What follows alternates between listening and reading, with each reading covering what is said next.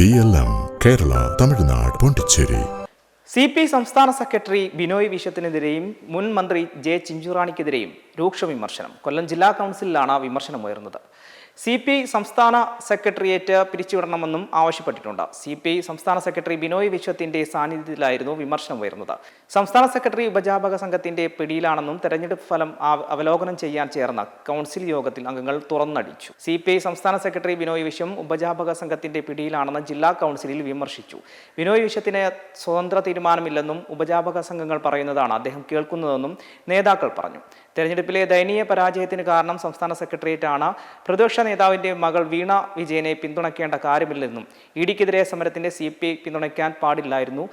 വീണ party അംഗമല്ലെന്നും ഇഡിക്കെതിരായ ആക്രമണത്തെ അപലപിക്കുമെന്നുമായിരുന്നു വിമർശനമുയർന്നത്. കൊല്ലം ജില്ലയിലെ 4 സീറ്റുകളിലും പത്തനംതിട്ട ജില്ലയിലെ അടൂർ സീറ്റിലും പരാജയത്തിന് കാരണഭൂതൻ ഒരു സംസ്ഥാന സെക്രട്ടേറിയറ്റ് അംഗമാണെന്നും നേതാക്കൾ വ്യക്തമാക്കുന്നുണ്ട്.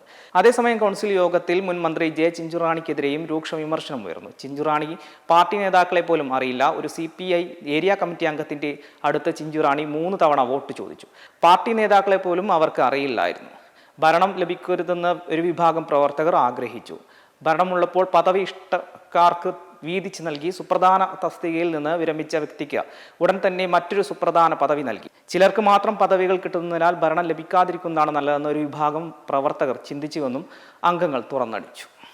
മെമ്പർമാരുടെ നിക്ഷേപങ്ങൾക്ക് ഉയർന്ന ലാഭവിഹിതം നൽകുന്ന കേന്ദ്ര സർക്കാർ സഹകരണ registered society Bharat Lajna multi state housing cooperative society limited.